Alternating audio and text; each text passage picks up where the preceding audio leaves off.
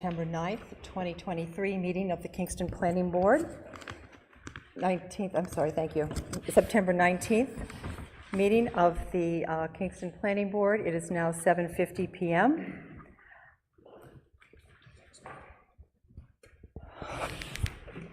Am I with it or not?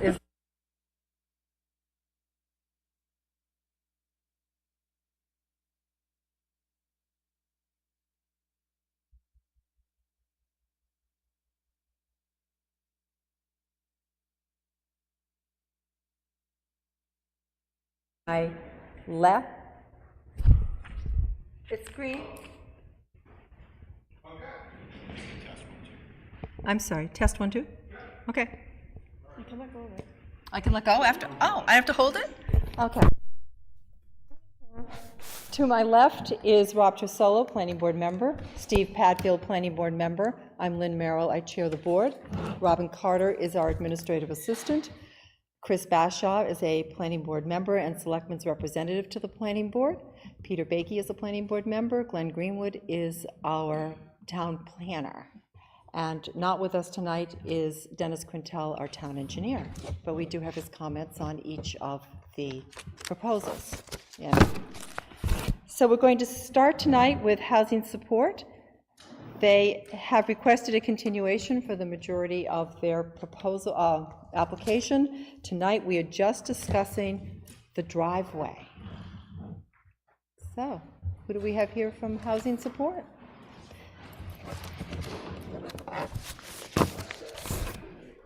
So the way we run our meetings is we first hear from the applicant. We then planning board will ask questions. We will have comments from our town engineer and our town planner, and then more planning board questions and discussion. Once that is over, we will open up the floor to public comment. We will close public comment, have further planning board discussion, and then make a decision as to how we're going to move forward. So the applicants need to please introduce yourselves, say where you live, the property that you're... This isn't a public hearing? Oh. No, I believe they've requested is something regarding the driveway.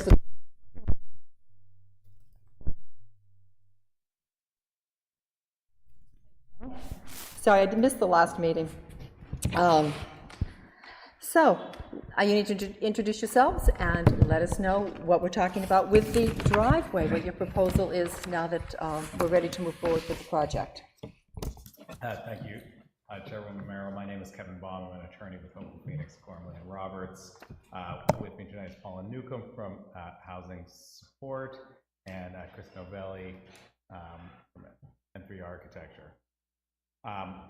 As you mentioned, we are not here tonight for the site plan. We have continued that. We have, since we've been here last, we have received a variance from the zoning board, and that will likely be the approach we take in terms of development, in which case we may not be going forward with that site plan application, but we have to let all appeals period run. And the other piece, in addition to the variance we received last month, is the driveway permit. What we're looking to do tonight, I understand this is just a referral from Public Works, is to extend the existing driveway. There are two existing driveways. We want to extend the existing driveway, but because it's within 20 feet of the neighboring property, we have to come before this board for approval. We've discussed some of this as part of the site plan, but obviously this is different. So a very brief background. The approach we're taking is in line with an agreement we have with two of the abutters, and so that's why you likely received a letter from their counsel as well, and you would have received, I think last week, an updated driveway plan that shows the grading and a note that snow not be plowed, and that was, we have an agreement with the neighbors with respect to this extension, that any extension would be, when created, will be graded so as to avoid having any, stormwater runoff onto the neighboring property. We would do that anyway, since we can't add stormwater out of people's lots. And then also added a note just clarifying that when this is plowed, it will be plowed in a way so that the snow is pushed forward and into each of those snow storage areas that are also shown on this plan. And so this is the plan this is an amendment of the plan that was before the zoning board, and also that was approved by the HDC. And so it's not the exact plan, but we've amended that plan just to show this grading and the snow storage. So that's the crux of it. Our hope is that the driveway extension will be approved. Again, our understanding is the only reason we have to be here tonight is just because of the proximity to the neighbors, and that the neighbors are not opposed with this proposal, provided that it's done in line with this plan and with the agreement and with the letter that was submitted by their council. So. And so I had spoke with the Public Works Director when he referred this back to the Planning Board, and just so the board understands, so for those that don't understand, the Planning Board diverts some of its authority on driveway permits to the Director of Public Works, but if he encounters anything that he feels a little too complicated or above his scope, he can ask that it goes back to the Planning Board for review. So in this case, when he got the driveway permit application, then received the correspondence representing some of the neighbors, it made some specific things that, hey, it has to abide by this, but it can't result in snow being plowed on their property and the grading and the drainage. And it sounds like everyone's agreeing to meet that. I think he felt uncomfortable with just how close the property line is and the exceptions to some of the rules that are going on, even though it's agreed upon. He wanted it to go to the board for them to bless off on instead of him signing it, because he's like, I can't look at that and tell you I can guarantee a flake of snow isn't going to get plowed over into the side there. So it was kind of an overabundance of caution that he pushed it back to the board. But I don't think he had any objections to the terms that were agreed upon by the parties. I believe he's with us tonight. Would you like to hear? Oh, I didn't see you back there. I would ask you to say that yourself. Well said.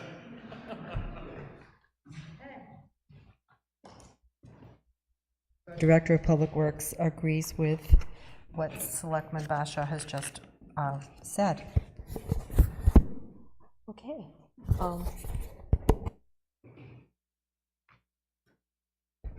Glenn, would you like to give your comments? I really have very little more to say. I have reviewed the variance that was granted by the ZBA. I've reviewed the attorney, I've reviewed the letter sent to the board by Attorney Donovan. I've spoken with length at this with Attorney Baum. It does seem that everybody is in agreement that if these three conditions are made a part of the driveway permit by the planning board, that all parties are in agreement as to how to move forward. So it seems like a reasonable course of action. Okay. Any further questions from the planning board? No, my comments are from, I think, I wanted to see this was agreed upon by the parties and the butters, because obviously I think it'd be really impossible to go forth, but it seems like this was kind of a concession by both parties, because initially the applicant felt that they could meet the actual number of spaces with the existing driveway, but it would not be aesthetically pleasing and there would be cars parked all over the place. So it seems like it was a concession that they made to even extend the driveway, and that's why it appears as though that's why the abutters are willing to go along with this. So it seems like it's been a mutual agreed upon thing that they can all live with. Planning board like to take any action on the matter? I'll make a motion.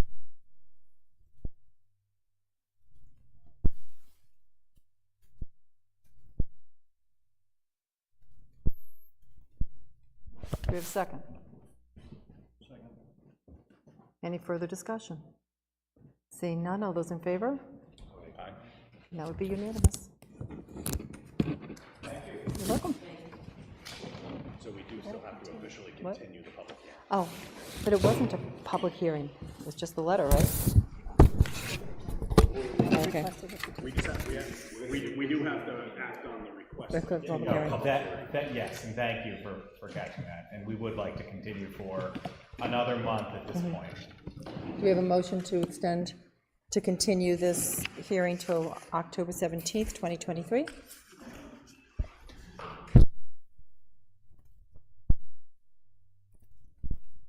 A revised plan sets, if needed.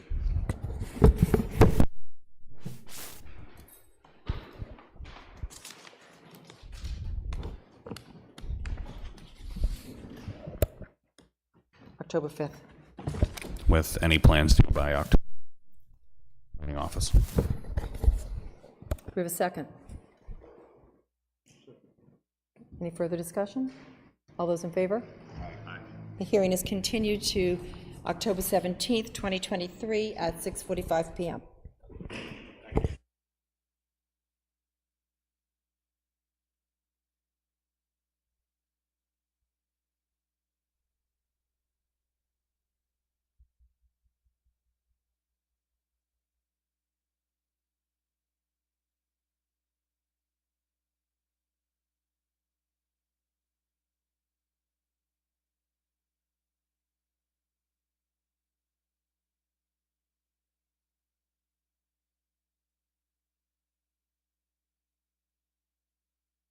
Next on the agenda is Unitil Energy Systems.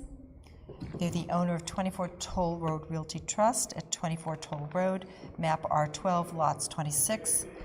The site plan application for a proposed solar field with associated access and stormwater management improvements. A conditional use permit for disturbance of a wetland buffer associated with the proposed Unitil solar facility is being requested by the applicant. The proposed project will require approximately 200,095 plus or minus square feet, which is 4.6 plus or minus acres of disturbance to the 57-foot wetland buffers within the Wetlands Conservation District. Welcome. Here you are again. All right, good evening. My name is Nick Golan, licensed engineer and principal with the firm TF Moran. A little bit of a old crew tonight. To my left, who you have not met before, is Pat Aquilina from Unitil. He's the manager of their electrical operations. Jake apologizes for not being here. He had a minor medical procedure, but is doing well. To my right, you've seen this guy before, James Hasselbeck, Revision Energy. And remind me, what is your former title? Chief Operating Officer. All right, so we got the guy in the know. When we were last here before you, we had a couple outstanding items. We were asked to come on back just to make sure those got clarified. It was specific to making sure the town engineer had the opportunity to do his complete review and then give us the opportunity to address his concerns. I'm happy to say we have accomplished that. You should have a memorandum from Dennis Quintel dated September 15th showing those items have been addressed. And the second item was making sure that the Conservation Commission had the opportunity to review the plans, provide commentary, and to give us, being TF Moran, the opportunity to make any revisions to be more consistent with their expectations. You should also have some correspondence from the Conservation Commission chair that I was really excited to read and was really happy with the amount of effort that they put in as a group to understand the project and to offer some really insightful criticisms and comments so that we could find a way to find common ground, which I believe we have. Specific to their request as well as Dennis's, there was a request to try and reduce our buffer impacts. We were able to achieve this specific to wetland area 5, which was considered the higher valued wetland on the site, and that had a reduction of over 4,000 square feet and almost 14,000 cubic yards, or cubic feet, excuse me, of fill removal. So really checked the boxes for what folks were looking for, so we were happy that we were able to accommodate that as a project team. All right, we'll hold it a little bit closer. All right. I thought I was doing better this time. Last time I failed at it miserably. So I'm going to try and keep this relatively short and sweet. We were asked to come back to speak to those two items. I believe we have done so. The other item really ties to that, which is our conditional use permit for the disturbance of a wetland buffer. That value has now been downgraded to 195,855 square feet. which reflects the more than 4,000 square feet of impact that was deleted. So happy to answer questions, comments, or otherwise. Thank you.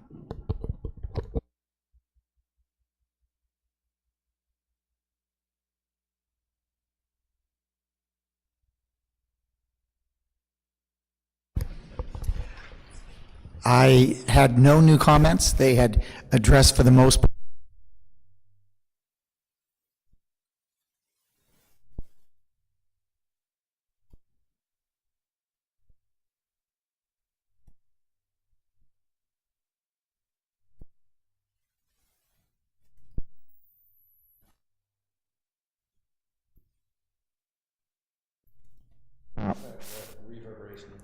Yeah, there are two. Title blocks? There, yeah, in the title block, there, you got, there used to be three, now there.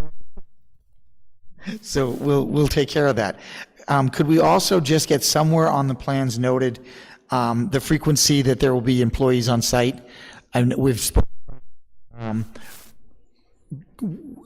completely adequately, in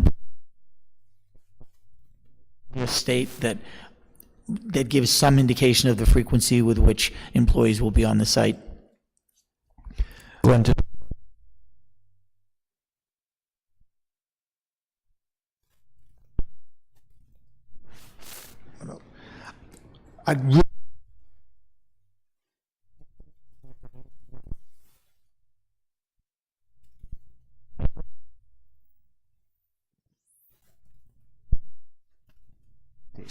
Beautiful. Can you just... and from the board's perspective, to vest their interest, we should let them know what we consider substantial improvement for the site. And I would say that if we did something like declaring that substantial improvement is the improvement to Toll Road, the Toll Road intersection, would show their intent for the project and would act as a way of vesting their future rights from any potential changes we might make to the zoning ordinance. So I think the board should consider that, and if that's appropriate, Nick, from your perspective. Reality is, without the toll road improvements, we don't have a project, so I think that's a good suggestion. Terrific. All right, those were my comments, other than making sure we address the conditional use permit for the wetlands that we're required to do.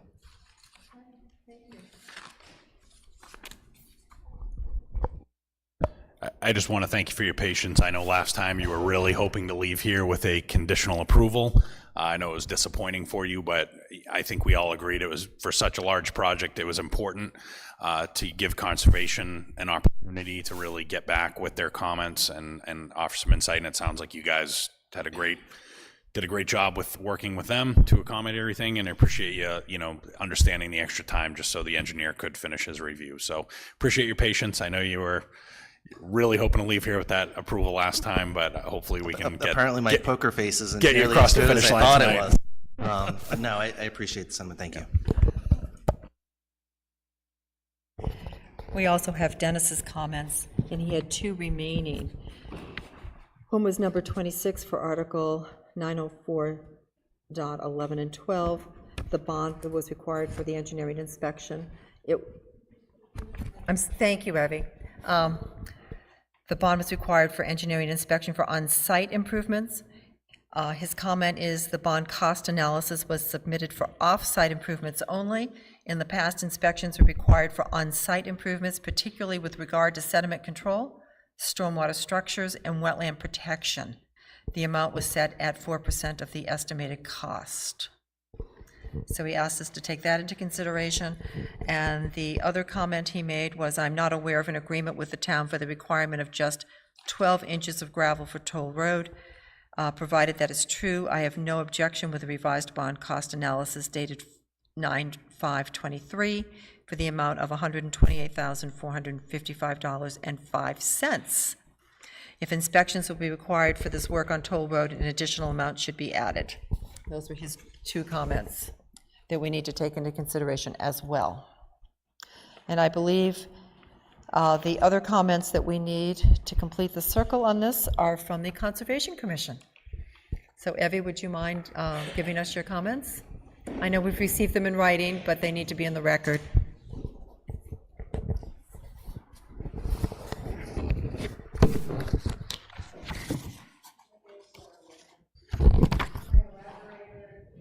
Evie, yep. Not as easy as it looks. Okay, so is it working now? Yes. Okay. I always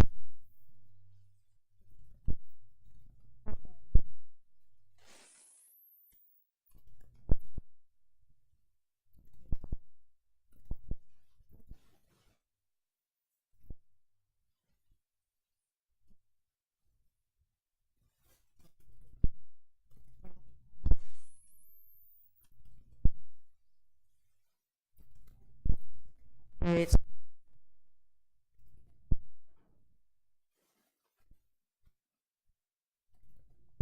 August.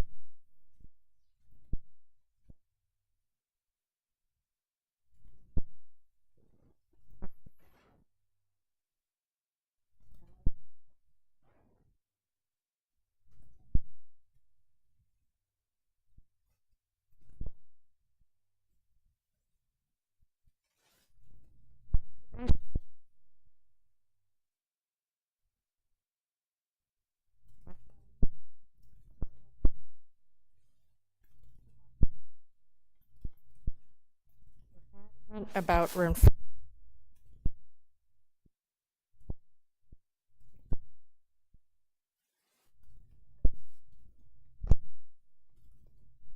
there are varying values. The original plan wetlands are encroaching on the buffer of 2 other wetlands.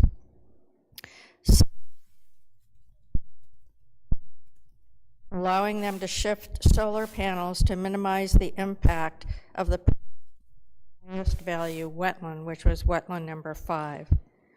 Conservation also Unitill's proposal to provide appropriate mitigation in Kingston for the areas and remaining buffer incursions. Dennis Quintal's engineering review made several observations and requests regarding the place and proximity buffers, positioning on slopes, and erosion control.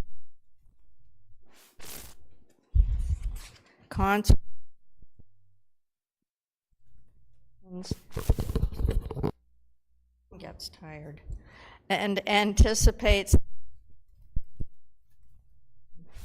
of particular concern to conservation is the impact of this project on wildlife corridors. For security purposes, the entire solar array site will be fenced in, impairing the ability of wildlife to move through or access the area, disrupting established mitigation patterns of turtles and other wildlife. Conservation understands that Unitil are consulting with New Hampshire Fish and Game to find a better solution and would recommendations. Conservation does approve of the proposed native pollinator wildflower mix to be planted around and under the solar panels as amended by Fish and Game, as well as Unitil's assurance that no herbicides will be used to control vegetation growth on the site. While conservation always involve large or shorelands, or we also recognize the value of this project in providing renewable energy as a part of a long-term strategy to reduce reliance on energy sources detrimental to the climate environment. Another consolation is that this in the past, and there are a few old growth trees to be clear cut. It's also most advantageous that the proposed site is situated beside an existing substation, minimizing the need for acquiring and clearing additional woodlands. Finally, Mr. Golan, Mr. Aubie, and Mr. Dusling have consistently responded to Conservation's questions. We feel they have been acting in good faith in addressing all of Conservation's concerns regarding the project and its impact on Kingston and the environment. Respectfully, Evie Nathan and Kingston Conservation Commission. Thank you, Evie.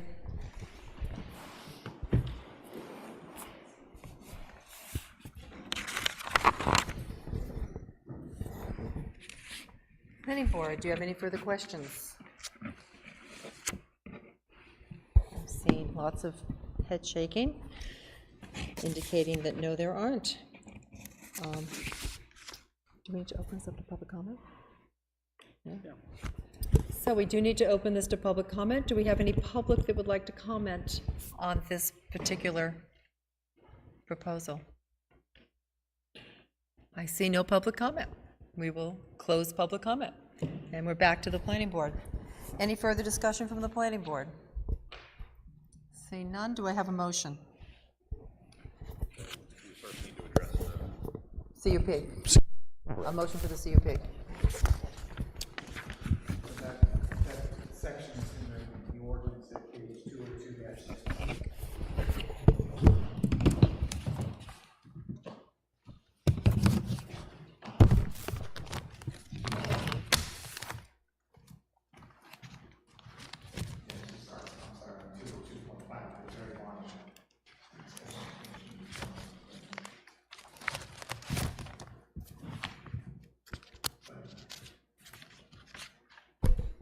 The grant in paragraph B on 202-6.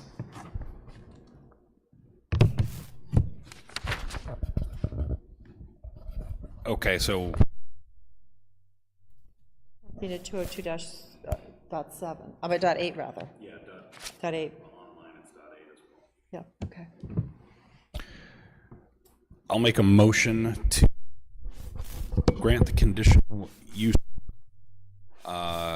indicating that it meets the following criteria. I will read the section, and then I will read the response as indicated in the conditional use permit application. So the first one is B, the proposed construction essential to the productive use of the land not within the Wetlands Conservation District. The response is, in order to meet the required continuous area to the site of a photovoltaic PV facility, site evaluation was conducted to identify lands which met the topographic requirements with relation to existing slopes and appropriate orientation and the geometry and location of jurisdictional wetlands located on the subject site. Impact lands and wetland buffers are out as proposed area of impact. Lower functioning wetlands as described in both the wetlands values assessment and wildlife habitat assessment prepared for the project. The second criteria to meet is 2, design, construction, and maintenance methods will be such as to minimize detrimental impact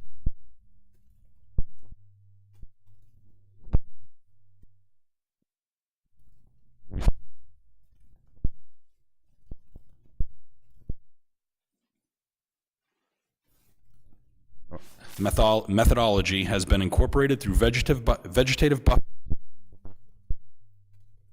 stormwater conveyance, attenuation, and site-related stormwater runoff. Existing slopes have been maintained.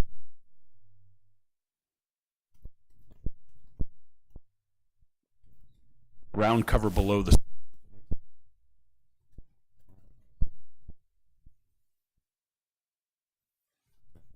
yes.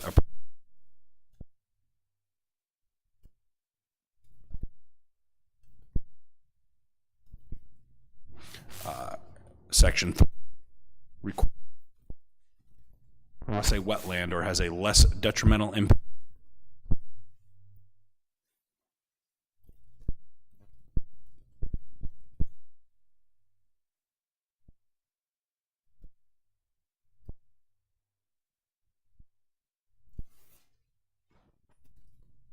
allowable design that results in the least iteration has also limited areas of impact functioning wetlands as described in both the and values in wildlife. So I would move my motion based off of the applicant and the reviews done by engineers and inputs from conservation that they are meeting the requirements to UP. Do I have a second? Second by Peter Baiki. Any further discussion? Seeing none, all those in favor? And that passes unanimously. You have your CUP? So, now we need to make a motion on the entire project? Yep. Okay. And do we have a list of any little tick items? Okay, so you have an ongoing list of just some of the ones that we need to include on the plan? Comments? Okay. I guess I will make a motion.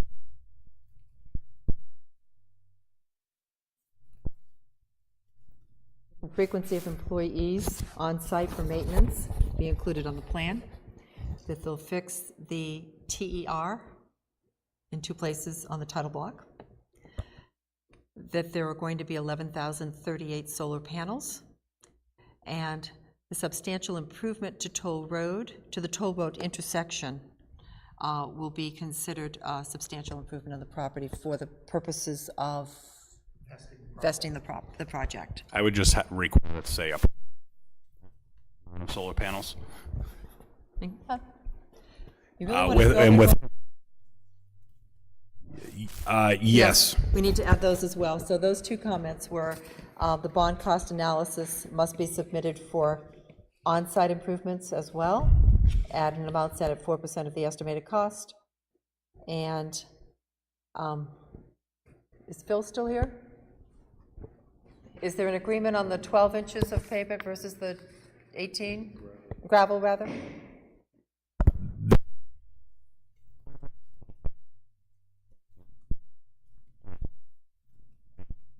Because it wasn't going to full town standard. So we don't need to include that. So we only have the 1. And so when we would consider that substantial improvement would be considered once the improvements are completed on Toll Road. Mm-hmm. And how long do you think you need to meet the conditions? Well, if all goes to plan, we are still waiting for our federal or our state permits as far as the wetland impacts. Construction as far as the site work for clearing of trees could be as early as this year, but otherwise it would be in the spring of 2024. Well, really, the conditions of this, those modifications to the plans and stuff like that. I mean, do you want 180 days if you think? 30. We'll do, why don't we split the difference and do 90? Oh. It may have just been missed by Dennis that on the bid sheet that we had provided, we did provide an estimate. Albeit it was only for $1,000 and a number of inspections to be 5 relative to sediment and erosion controls. 4% of this project cost I don't think would be appropriate necessarily for inspections. So it would just be a question of what does the board think is appropriate. Just want me to work it out with the them. bond site is clearing stuff and doing out there and you didn't complete it, it would just be, it's the cost associated with stabilizing the site. If all of a sudden you abandoned, you clear cut everything and made some grading changes. So it would just be related to how they handle the stormwater management and some of those other site issues. So there's a calculation. It's definitely not it's. Sounds like I can work it out with them. Got it. Thank you. So why don't you add a percentage to be negotiated between the town engineer and the applicant? Agreed upon by the town engineer. So any further comment? Do we have a second? Second. Okay. Any further comment? Okay, all those in favor? Aye. Kingston now has the largest solar project in the state. Congratulations. Thank you. Can I give?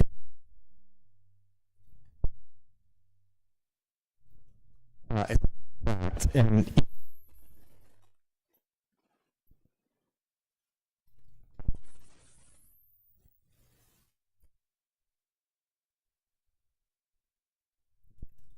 um, 1 acre of solar will have the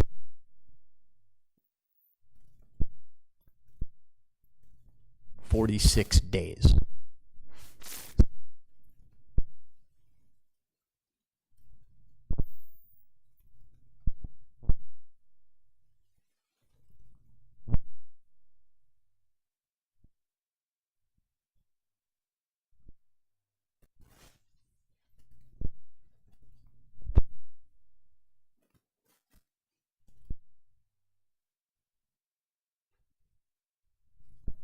When we finish, and the environment.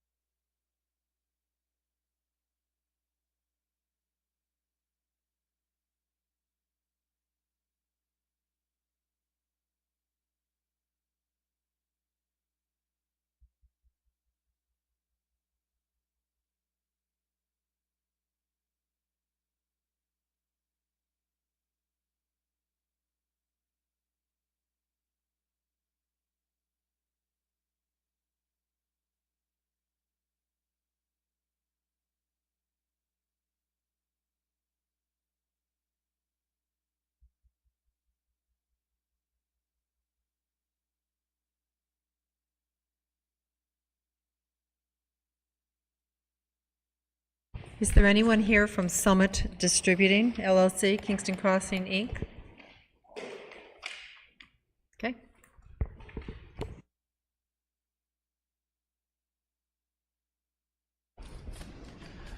Lynn, I contacted the engineer for Summit last week and asked what their plan was and got nothing back. What we have is an application completely predicated upon a use that they no longer have relief from the ZBA for. So they have talked with me about doing something different on the site, but we don't have any application for anything but the one that includes a gas station, and the gas station failed to get the second special exception. Well, they're not here, so I guess we will not hold that hearing. I Well, They need to start fresh. Well, exactly. And if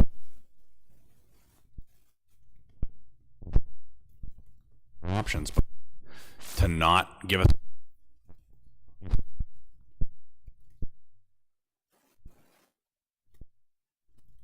and communicate, I think.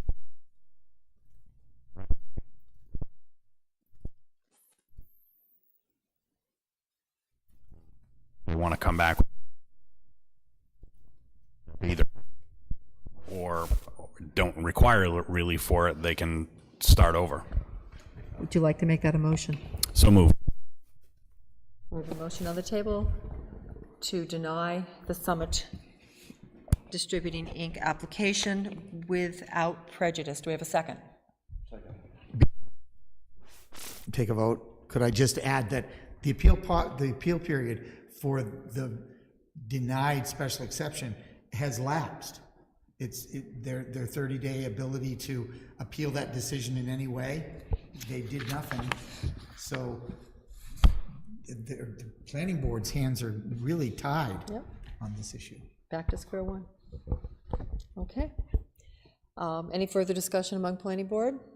Seeing none, all those in favor? Aye. And that's unanimous. Okay, the fourth hearing tonight is Souhegan Riverview Investments.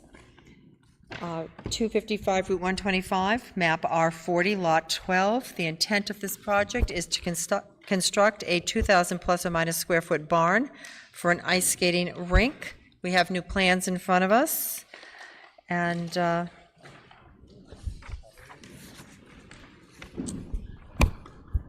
if you want to wait just a second for the plans to be opened, and then we'll proceed.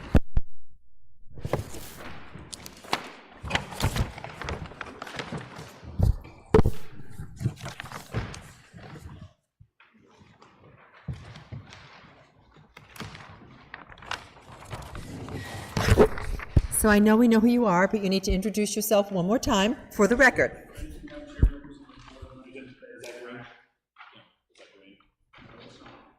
Okay, it needs to be green. Thank you. Engineers here for the applicant. We were a continuance to allow the applicant time to address the comments received from the more noteworthy of which were infiltration basin design and looking at the septic capacity for the lot and design of a potential septic. In order to address these comments, we had to go and complete additional were completed. We completed lot loading calculations for the lot and completed a septic design in the event the existing. We also provided written responses to all the comments from both the town planner and the town engineer, although most of them were discussed at the prior meeting. We have received Mr. Quintal's second review letter, in which indicates all the items have been addressed. And with that, I'll take any comments the board has.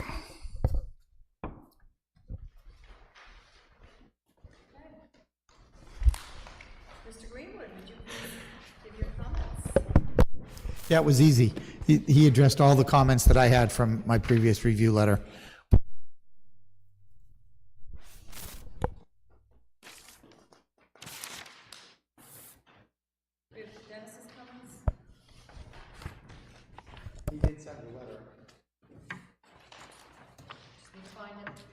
Would the board be okay? I know these folks that are here, they probably would like to be able to read through all the responses that are in this, if I could give them a copy.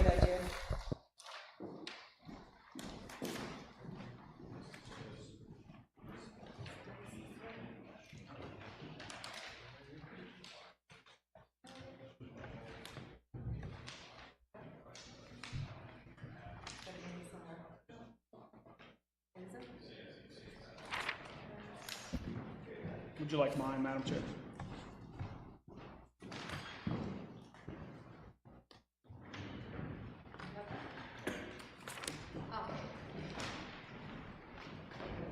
It's short. Good. It is indeed short. Oh, this will be easy enough.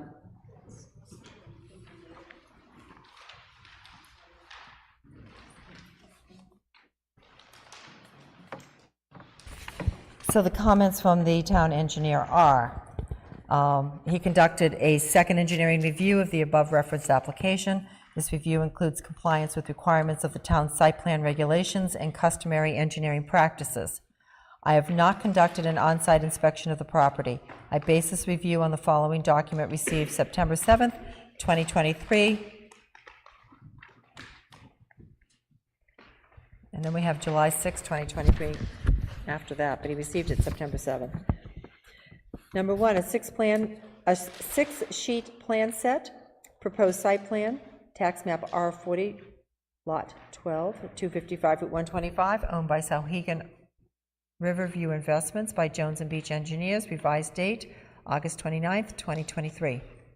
2, drainage analysis, erosion and sediment control plan, proposed site plan tax map R40, lot 12, 255 Route 125, prepared for Sauhegan Riverview Investments by Jones and Beach Engineers, revised date 8/31/23, and construction cost estimate dated August 31st, 2023, incorrect location. I offer the following comments. All my previous comments have been addressed. No additional comments. I have no objection with the construction cost estimate presented. Okay.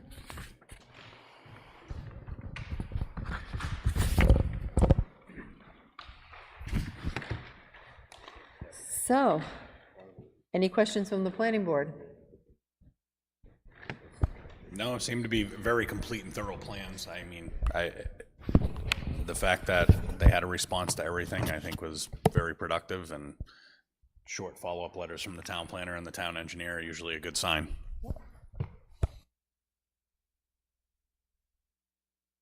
If there are no further comments from the planning board, do we have any comments from the public?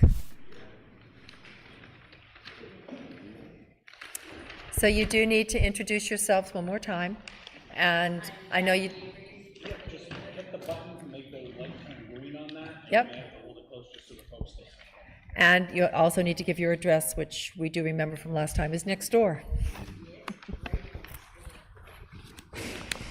Okay, my biggest problem, I don't care what he does on the property, it's green. Yeah, just say your name and address again, for the record, even though we know it. 257 Route 125. Good to go. Okay, now, my biggest problem, I've grown accustomed to the noise from the traffic. I've grown accustomed to the lights across the street. I've grown accustomed to those rumble strips. What I don't think I am going to grow accustomed to is the noise.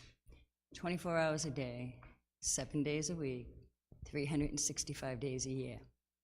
Now I heard it was supposed to go on the opposite side of the garage, but there's not enough room there, and you're not going to allow it.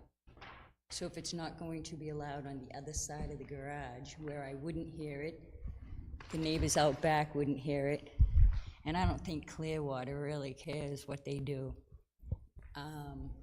it's going to have to go beside me. This is running right beside my driveway.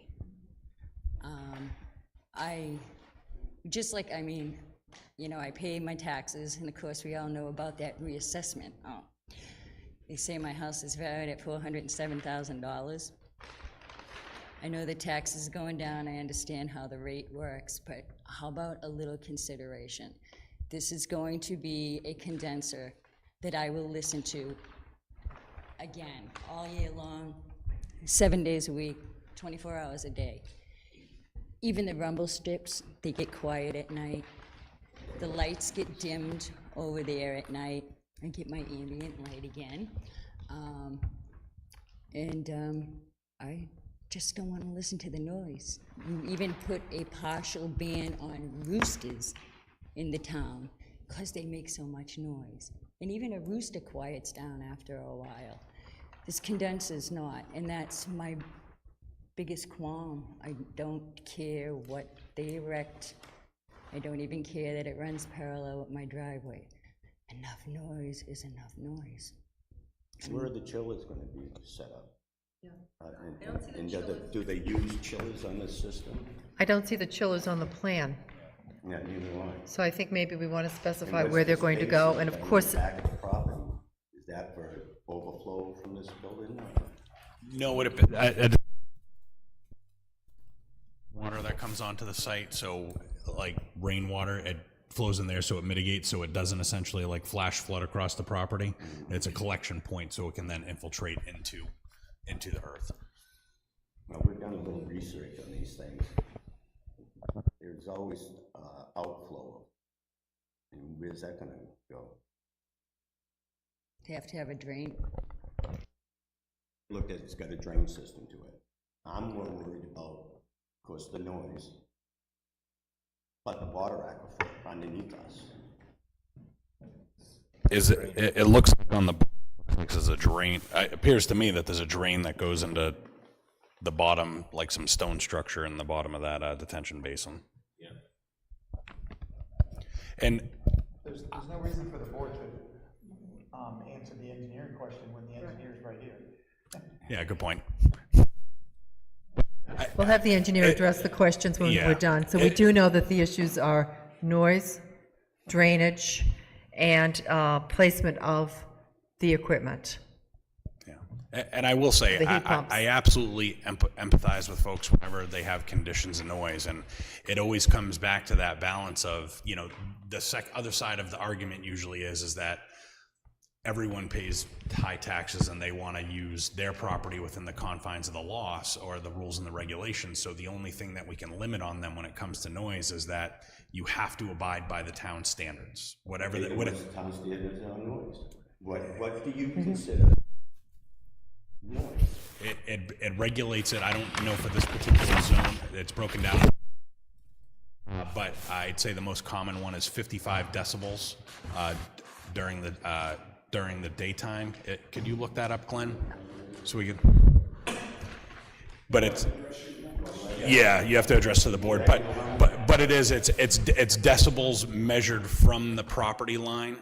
It has to be contained within a certain decibel level within the property line. I can tell you, we've gone out, as the select board, I've gone out and had to enforce this on some properties that they had a backyard shooting range, which I love, but they were just too close that we went out there with a decibel meter with the police department, and we got decibel readings, and we had to take enforcement action on a property because they were violating it, and we had to shut down their activities. But the only tool we have is what the townspeople have voted in as standards for the individual properties, and it's very subjective for other people, because, you know, at my property, I have pretty much every inch of my property cleared.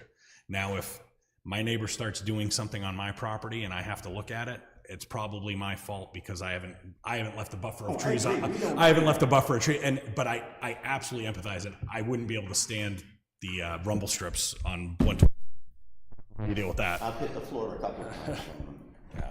So I absolutely empathize with you, and I'm sorry that, you know, you feel this is going to be problematic for you, but it's that balancing act, as we can only enforce what the rules say. So in number, if this goes overboard, the only other thing I can do is go to court. No, you report it to the. No, if it was, report it to myself as a. Like I said, I've gone out with the PD. We have an approved, tested, calibrated decibel meter, and we can stand at the property line to make sure. So that would be the action. Yeah, but Can you tell me also what kind of power this thing's going to take? We'll have to ask the That I engineer don't for know, that. but I'm. But I. Radio operator. If this thing turns around and takes out my radios, it's going to be lost. I'll tell you that right now. When it comes from the FCC. Yeah. So the commercial zone 2, which is the zone that you're in, is 70 from 7 a.m. From 7 a.m. to 9 p.m. and then from 9 p.m. to 7 a.m. it's 65. Yeah, but this thing's going to run 24/7 to keep it cold. Right. So that, but there's different levels. there's different levels according to the time of day. Yeah, Oh, okay. I imagine it's going to produce the same. So it's obviously going to have to meet the We'd have to lower meet one the at night. 65 for evenings. so why won't you allow him to put it on the other side of the garage? Plans don't. We don't see on the plans where it's going. So we can make a requirement, something like that, if necessary. Well, from my understanding, the plan was to, that's why Terry said that we wouldn't hear it, because the plan was to put it on the other side of the garage. The guys out back aren't gonna hear it. I mean, this affects them too. I would say, receive a plan showing it on the other side, but they may have made decisions based, if there are property setbacks and other structures that they can't meet, they would have then had to come to us. If it didn't meet rules that are set in, they would have to get denied by the board, then sent to the zoning board of adjustment for allow that, and we can't to us. But where are those chillers going to be put on that property?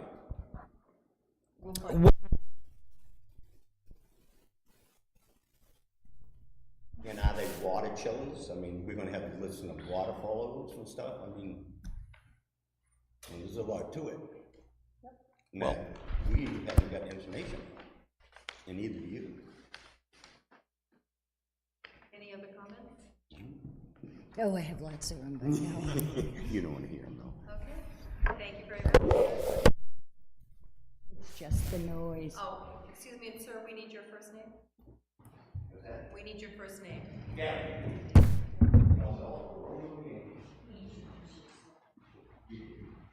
Guire, welcome back. So, Mr. Guire, I believe you've heard the comments from the abutters, and hopefully you can address those as well. Well, I'm not an expert on these systems, but what I understand, this is a mobile temporary ice rink, and from what I was told, it creates about the same noise, and the chiller is about the same size as your typical residential air conditioning unit. So that would be the noise that you would be anticipated from my understanding of this. And obviously the town has noise ordinances. If there's anything that they believe that's over the allowable level, decibel level, then they should contact the building inspector. Where is the placement of the condenser?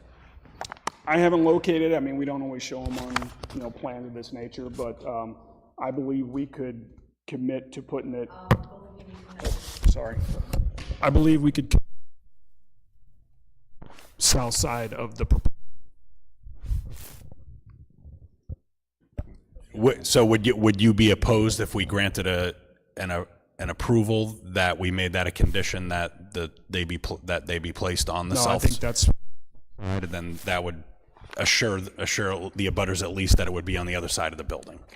Yeah, I don't think we have an issue with that.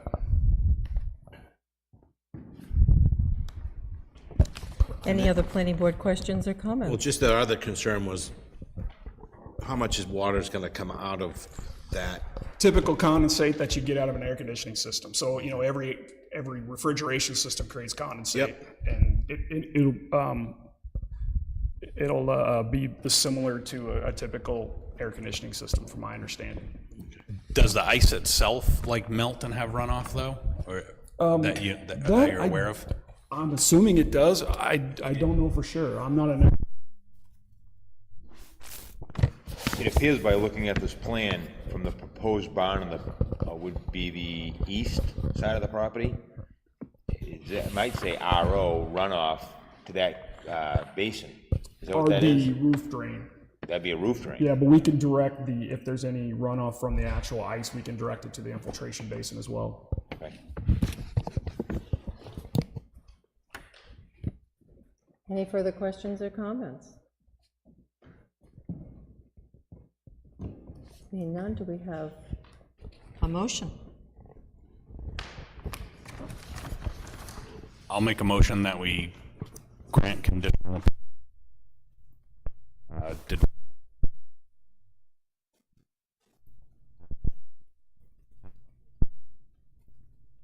The engineer is committed that that is in a condition of use, have the condensers or chillers on the.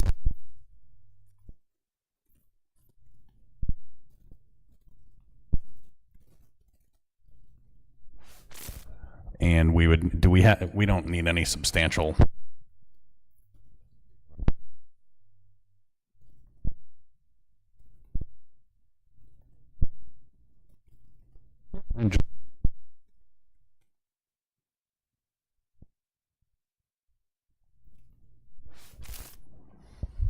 Do we have a second? Second. Okay. Any further discussion? Seeing none, all those in favor? Aye. That would be unanimous. Thank you all very much. Thank you.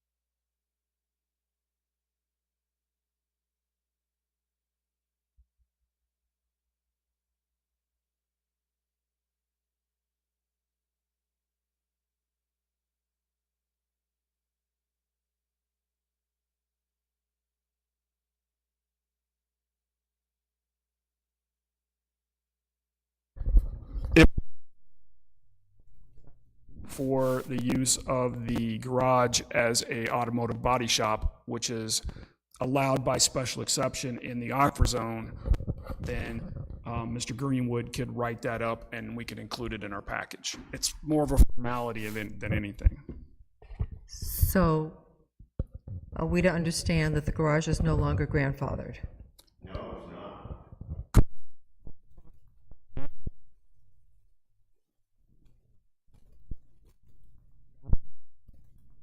That special exception again. Okay. Then Okay. I'll make a motion. Board of Adjustment for the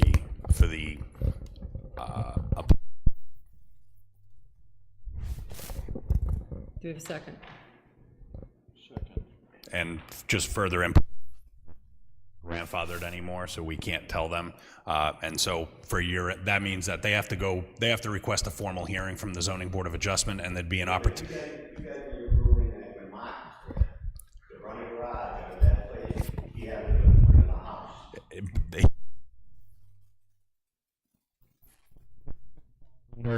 The Zoning Board of Adjustment, and it'll be and you'll have an opportunity at that board. So when a use in a stops, they stop using it, then there's a certain period of time by which they can continue.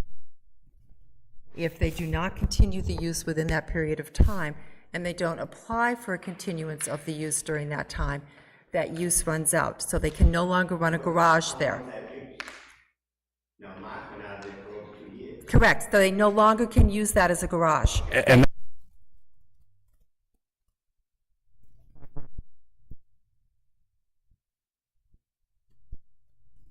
expired. They can anyone can seek relief from any rule from the Zoning Board of Adjustment. That's their right to seek it, but it's also your right to be able to come and speak for or against any application. So I have a motion to deny, so that if they want to pursue that, they can go seek that out. All right? Okay, thank you.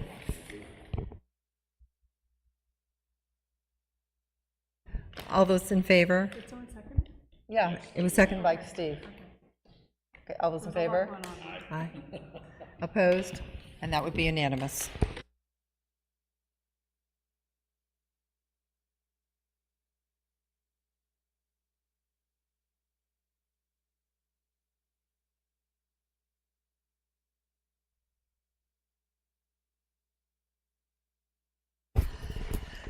So the next business is correspondence. We have a voluntary lot merger request from Nicholas and Lindsay Delp at 3 and 1A Half Moon Lane, R23-11, 3 Half Moon, and R23-12, 1A Half Moon.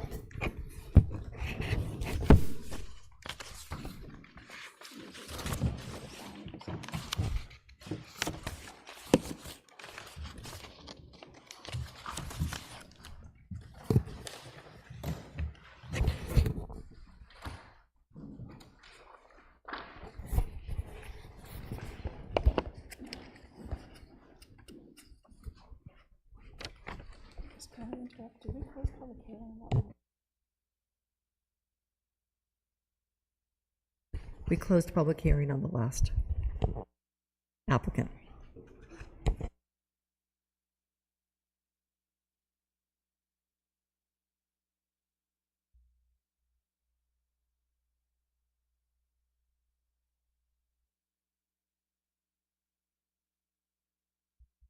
I didn't know we had an Iris Lane.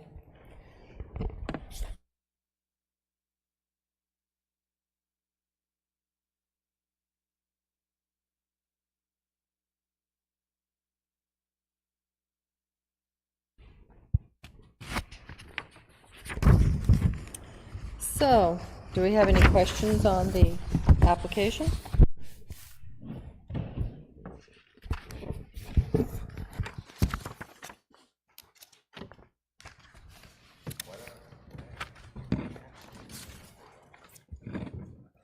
Looks like the two lots, when combined, will add the .168 and the .215.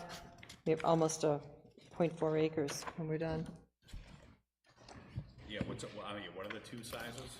One is .168. Okay. The other is .215.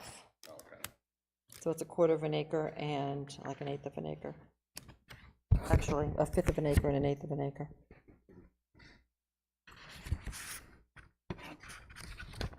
Personally, I don't have a problem with that. We're just making 2 non-conforming lots a little bit more conforming.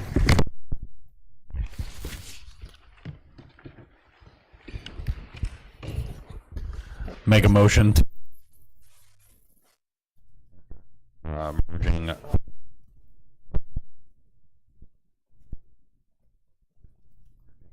tax map, correction, R. Do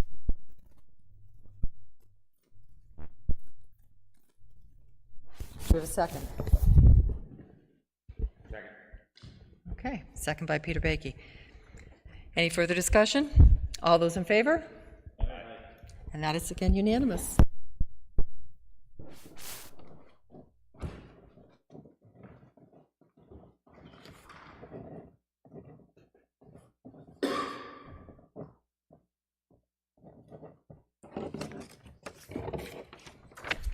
Okay.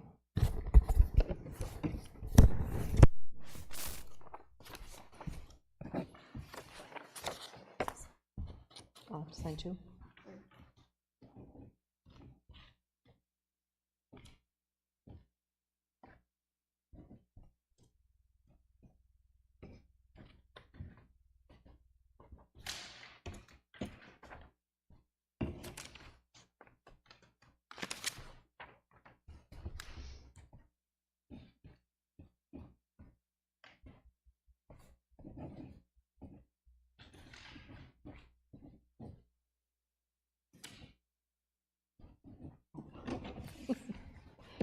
Okay.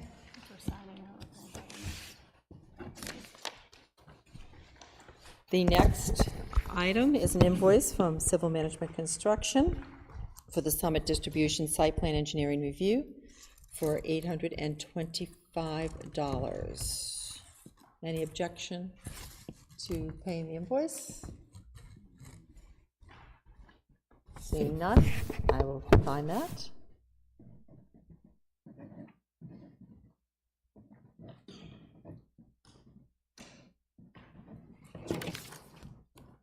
Okay. And then the 4th item on this list is application for a business occupancy permit. So one of the things that we're talking about is a discussion on the process for these types of requests, so the process is consistent. So the process has changed a bit with our new building inspector. They're trying to rule with the ordinances to the letter. And what we're seeing now is that the process has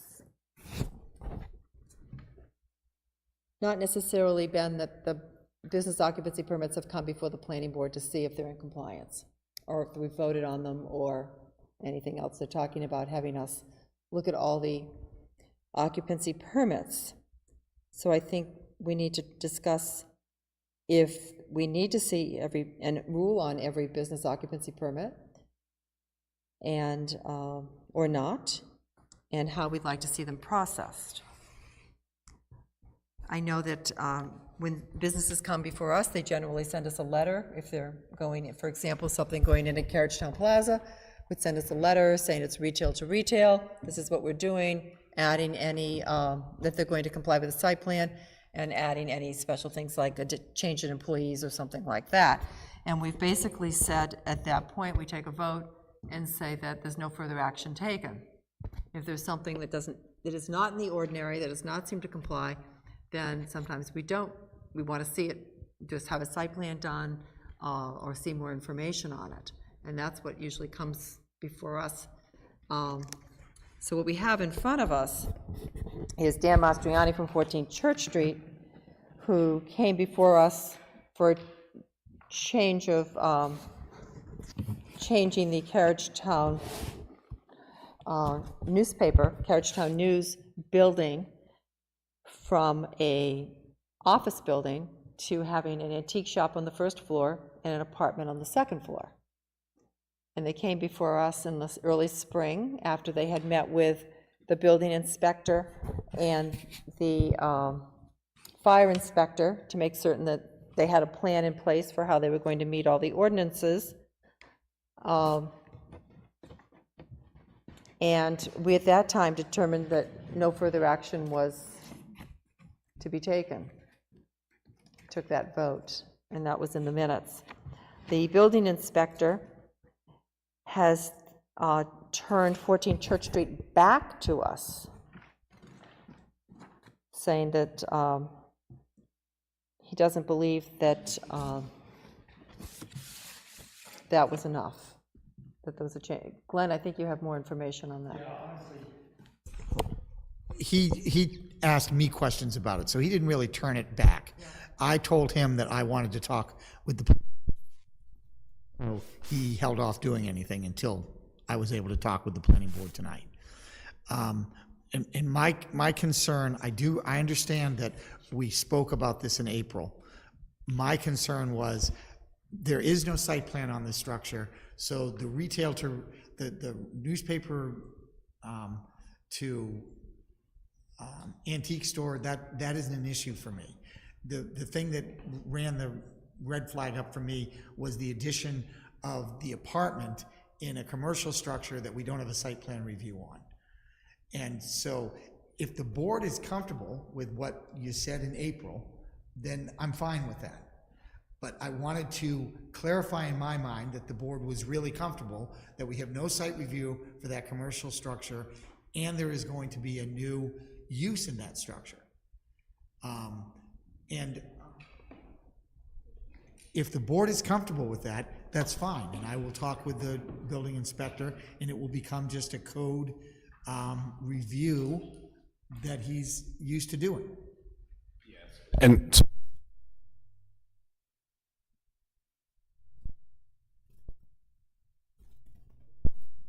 then now there's another building inspector, but I think, the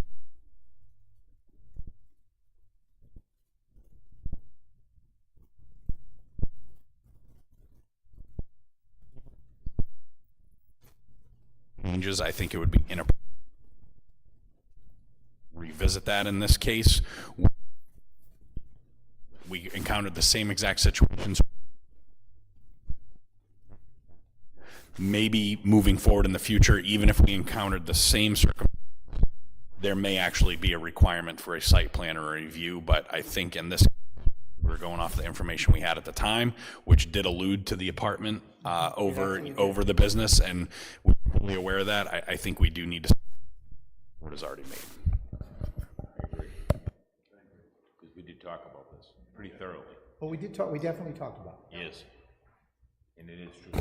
And I think, I think we should think about how we want to do things in the future as far as this is concerned, but I do think it's not right to go back. Correct. Or change things in the middle. Can't move the goalpost after we've already.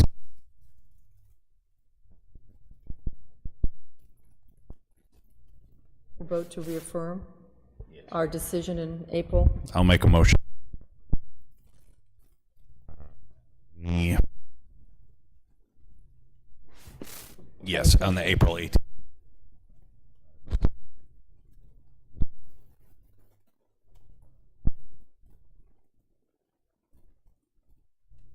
Verify my hesitancy with the building inspector.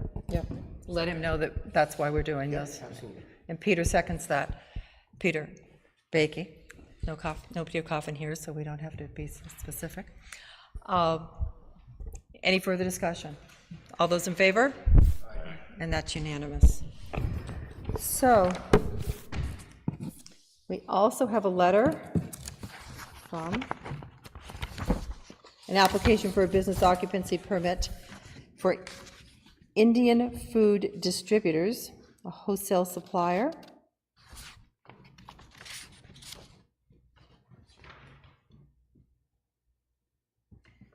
For 34 Route 125, Unit 7, which is the Fieldstone project.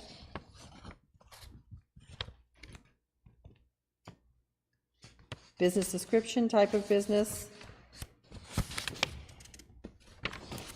Now, because that's going into a condominium, in this condominium complex, we don't have some of the things we usually get in a letter, but it is a business occupancy permit, which they have filled out correctly. So it doesn't include some of the things that we normally ask for, such as employees and such. Maybe this is a case where we'd like to see the form have some revisions to include the things that we usually require. I think it's kind of, I think it's kind of a generic form. I really don't, there's not a whole lot of information here. Is there refrigeration? What are they storing there? Are they gonna have vehicles there? Hours, employees, things like that. I mean, it doesn't really tell us a lot on this, what we're looking at. So it's my understanding that 2 of the buildings there are full. Okay. And the third building. Good for him, he's doing good business. Yeah. And But I think we see more And the third information one on is this. moving forward. I don't recall seeing an occupancy permit for any of the other tenants or other condominium owners. We've had some, Is this 34 up on the hill? yes, Yeah. we've had some up there. Have we? Yeah, we have. We had some other ones that we talked about, that's exactly what we were looking for that occupation up there. There was, somebody talked about car, I believe there was storage of vehicles. Yeah, we Okay. definitely have had some. I don't think this is a fault of the applicant. No. No. What I'm looking at is I think it's a fault with the application. Yes. Because there's not a lot of questions on this application if you look at this. It doesn't, like, again, it doesn't talk Normally, about, we get a letter to the planning board, and we've talked about the things that we want to have addressed. Correct. And this, there's nothing on this application. so we can't fault them for not giving us information that Correct. they don't know we usually get or we've asked for. Like I said, I think it's a fault of this application. Yep. That we need more things addressed than what's shown in front of us. This doesn't really tell us anything. But we definitely have had some applicants up there, at least one, but if not a couple of them. We should have them all. Yeah, well, but I'm saying, I mean, I think we've But we had some. don't. So maybe we need to look into that. Yep. But we also need to look into this application, I think. And maybe what we need to do is see if they got occupancy permits on the other units. I believe that they have. They did, they just didn't come before the planning board because we didn't have a process. So tonight is really to discuss the process. We have the makeshift project that we've used, process we've used in other situations, like down at Commerce Park. I'm sorry, it's on, but it's not near my mouth.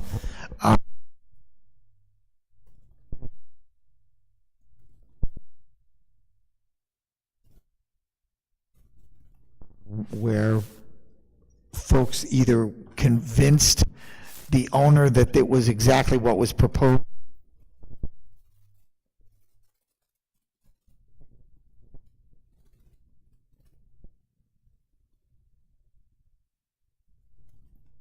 This is, I think that this one has surprised people because it was talking about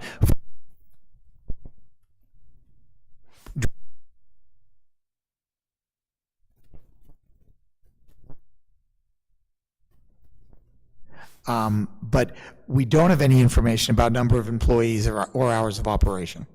So it does seem that those are lines that could be added to this permit that would give us that information. I think it's completely appropriate that the issue that I'll have tonight is that delaying somebody trying to open or start a business by a month when they have given us everything we have asked for. I have an issue with us not moving forward and trying to help them.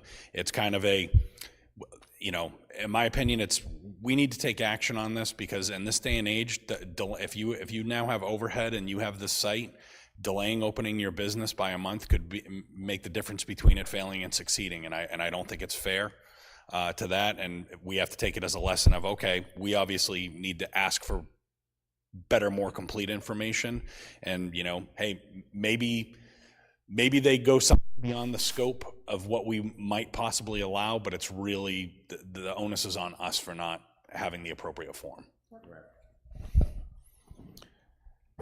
So I guess with that being said, I will make a motion to approve the application for the business occupancy permit based on the limited information that we have. Do we have a second? we have any further discussion or questions on just this one application? All those in favor?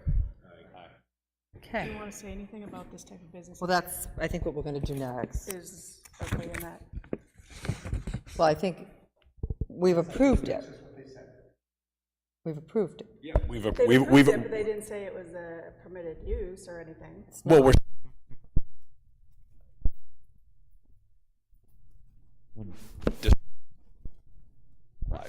in that Yep.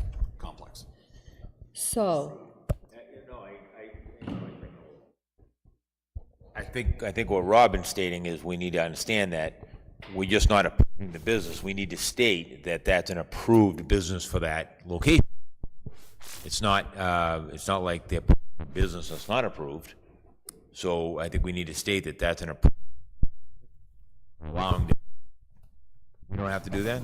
because when you look into Commercial Zone 3 and you look in the uses, it says wholesale businesses. Okay, So all of C3 allows for wholesale businesses. okay. So maybe, So the use is allowed, okay, in my book, because Okay. it says it is. I know, but the reason you're approving it is because the use is allowed.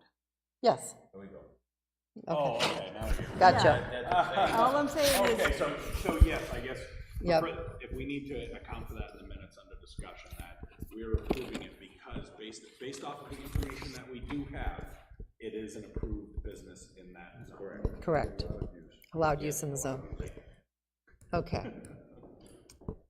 So now we've changed the motion, we're all set. Okay. So now we really need a little discussion where I think the next thing to do is to, if this is the form we're going to use for those things, and apparently going forward, this is what we're being asked to look at, we need to add to this form that information that we normally request and require of people opening a new business. So that's something And that, I think it would be, and I don't think we'd be out of line to even say until that form is completely generated and approved, that we could still request that additional information in the Correct. meantime. correct. I'd say, if we know this is information that we want to elicit, I think even in the meantime, if anyone submits one of these, say, the forms being revised, waiting for approval, but this is some additional information that the board has requested. I don't want these, I wouldn't want anyone to be like, well, I did everything, but I think that is a pathway to get us what we need until we approve the new Right. form, but let's get that additional information that we would normally need. And I know I've got a list of all those things that are required, and I think there's even more beyond the list that I have. So, can I talk for a minute? yeah, So this came up because this form comes into the permitting office. It doesn't come to the planning board. So the reason it came up, is it going to continue to go to the permitting office, or is this a form that will come through the planning board? do we need to look at all of these? So that is the question of I the mean, day. It's not Seriously, a process. if this had all the other information on it, a wholesale business is allowed, so why wouldn't the building inspector look and see, okay, wholesale businesses, they can do that? Yeah, I think we handle it like we've handled some other things. It's kind of like how we handle the driveway permits with Phil. If you feel that it's clear enough in the description of the allowed uses and they've received enough information, but if they feel it's a complicated one or may need somebody to weigh in on that, they could refer it essentially to the planning board for review. Would that work down there, do you think? No. Okay. Because we have a assessing and permitting clerk who now you're asking to make these decisions. We don't have a full-time building inspector. We don't have anyone like that. Yeah. So you're now asking Tori basically to make those decisions, and is that what the select board wants, I guess? I thought we'd be asking the building inspector to make. I figured that these should be referred to the building inspector. See, that's what I'm trying to get. Yes, yeah, that would be it wouldn't be the clerk, it would the be inspector. the building inspector, and if the building inspector felt that it wasn't clear enough or definite enough within the ordinance, that they could then refer it to us for further review. If everyone else. Because the only instance where there isn't going to have been a site plan review is in these multi-unit structures like Patriot Park and Fieldstone. Because those already have had a site plan review. Right. And so when this comes through, there's a place on here that says date of planning board approval. proposed site plan. Well, yeah, we have that for both Patriot Park and for Fieldstone. Yep. But then we get these odd kinds of uses, and this one isn't really particularly odd to me, but seemed odd to other people. But that's gonna be the issue that we're gonna continue to have. And it has to go to the building inspector, and then if he has questions, he has to ask the planning board, he has Yep. to ask us. Is the applicant going to have to fill in the date of the site plan review? Because nobody fills that in right now. It should be filled in, They should, yeah. So it should be a mandate as far as the Yeah, application. right, they, Now we chase information. for And if there's even, not a- for the unit owners that don't know it, that feel summer Patriot, ask your damn leasing agent. The person leasing you the land knows when that site plan is. and if the site plan is approved, then that pretty much says they don't have to come to the planning board because it's already approved as long as they comply with it. Exactly. And that saves them a step. You think on the new form, you want to just put in that if you don't have a site plan? Yeah. For, you could say units, you are required to put the overall site approval date. Well, I think that's there anyway, so I think. No,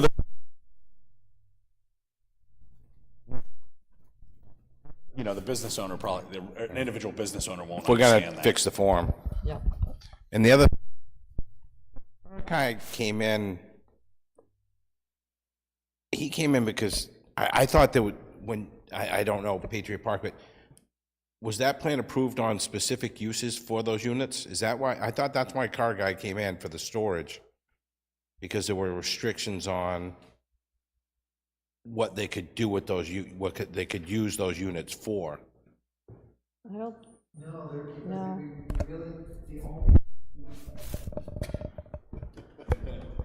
the only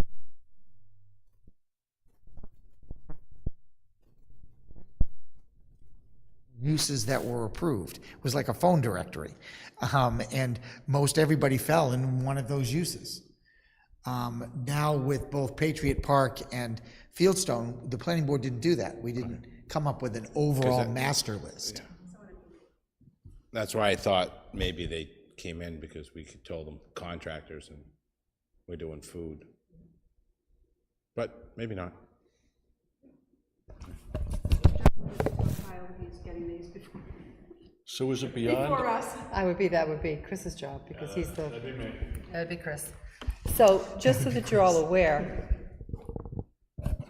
last month, an application came in for the Historic District Commission for gutters on the house. And that got sent to planning because of the use thing. And nobody was going to determine what was, the Historic District no longer does use, it now goes to planning. But nobody wanted to make the decision that a change of gutters was not use. So I had a conversation with Susan Prescott, who's chair of the Historic District Commission. We actually we did address this at the last meeting. Oh, you did? Okay. Yeah, I thought. Okay. Because we agreed that. We agreed that. We agreed that Unless it was a it would, change of use. those would go to, if Glenn couldn't make a clear determination on whether it was use, it would get referred to us, but we didn't want all of those by default coming up to the planning board. Right. So anything that was minor like that, was no reason for that to come before the planning board, no reason for it to even be given to Glenn. Yeah. And just to, I mean, we can't, Glenn's got enough on his plate, we just can't overburden But him with stuff honestly, he doesn't.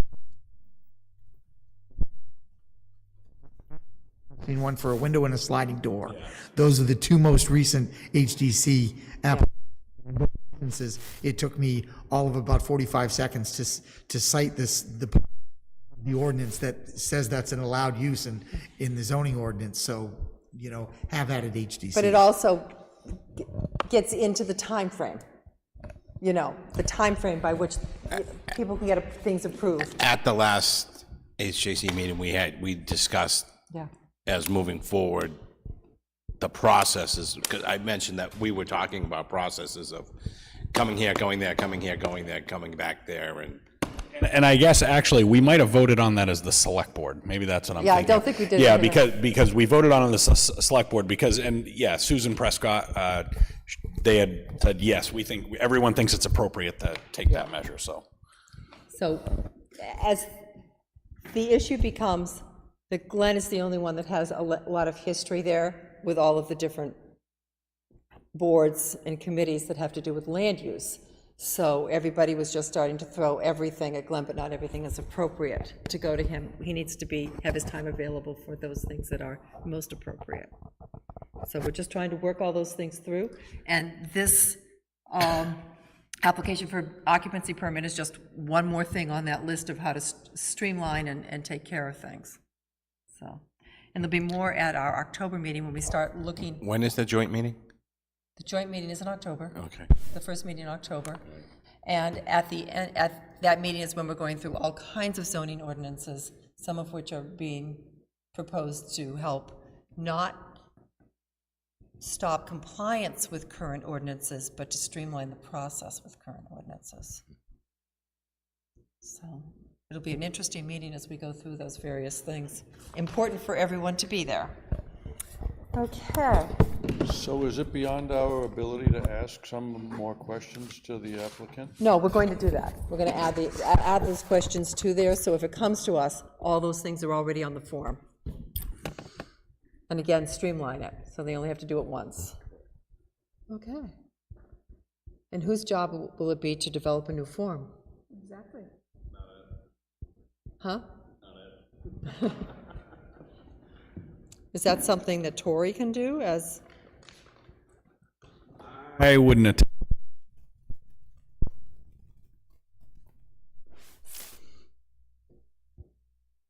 I have about 5 applications I have to revise already, so I'm backed up.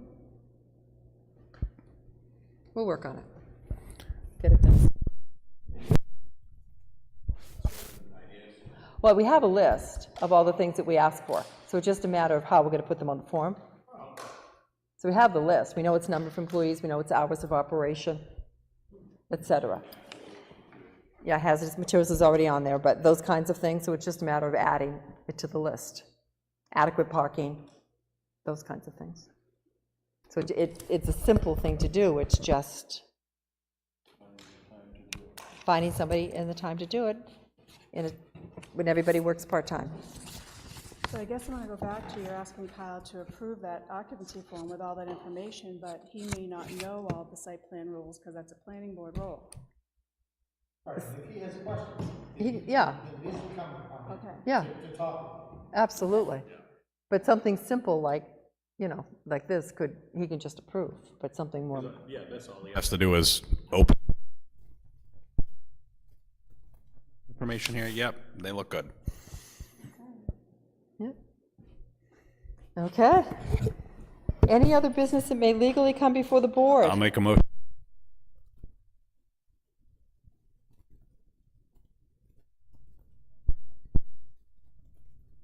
As revised? Well, I gave you. No, I handed out all new copies. Oh, you did all the copies? As written. Do we have a second? Peter, Vicky? Okay, all those in favor? Aye. Done. Anything else to come Now, before? that next,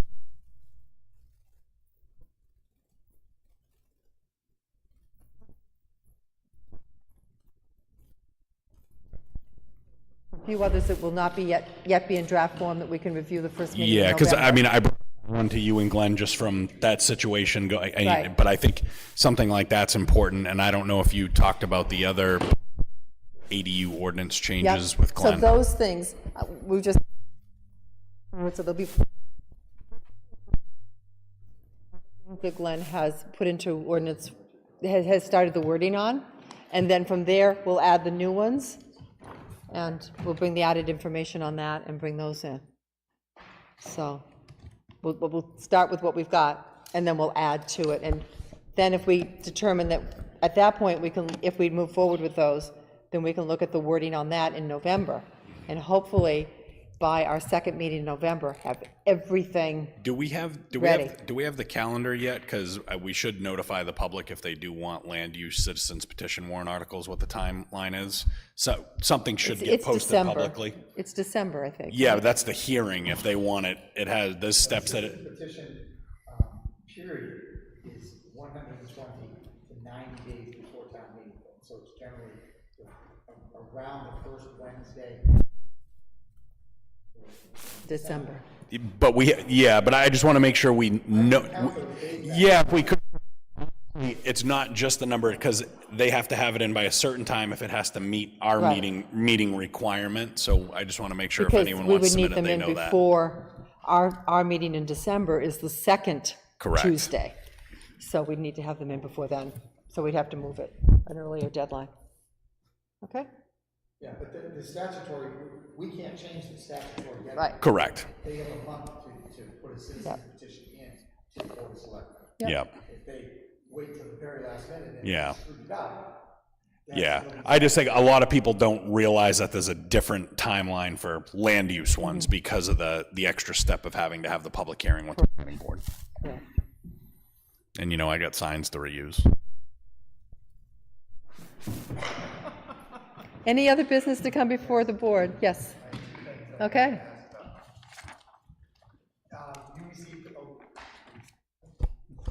You received a letter and Camp. Do you have those letters? I don't, because I thought we were gonna add them to October, but I can go get them. No.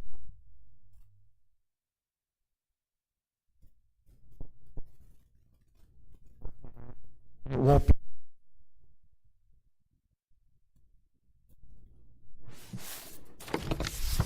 They want to.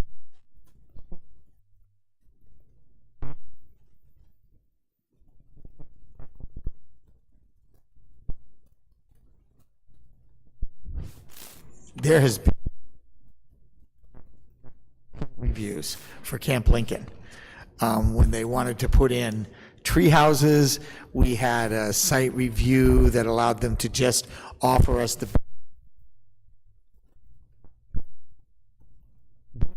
they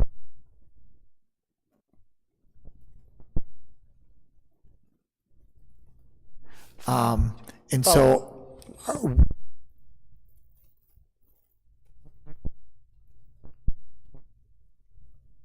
I guess it depends on, yes, because we need to know, well, we need to know where they are. I mean, certainly if they're 250 feet or 300 feet from the water.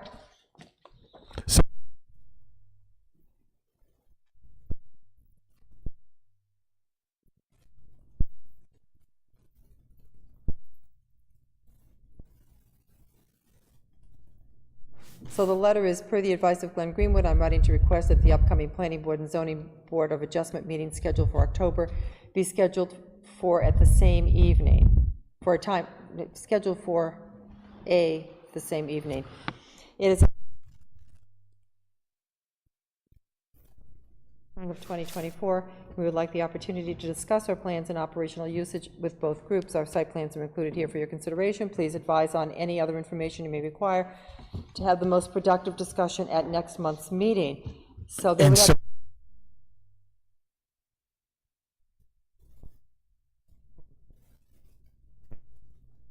and I think, and I'm very here, so we don't have to, that discussion for the October, they need to get us an engineer an October deadline. It's also not much notice for the Zoning Board of Adjustment to change their meeting. So I think it makes. Correct.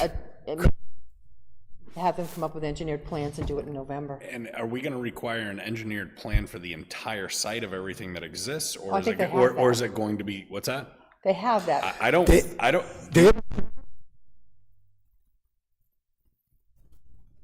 Oh, the little man.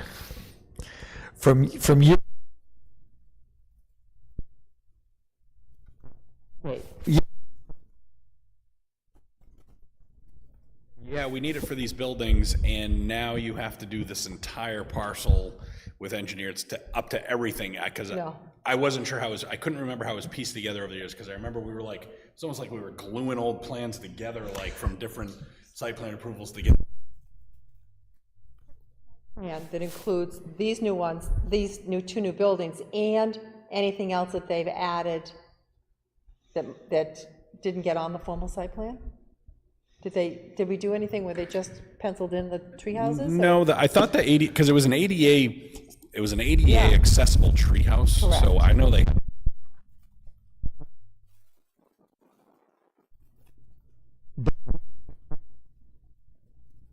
land surveyed site for those. Anything that they've added needs to be on those same plans. So they're current, as built. Okay. All right, well, then I will discuss that with Yeah. them, Okay. all right?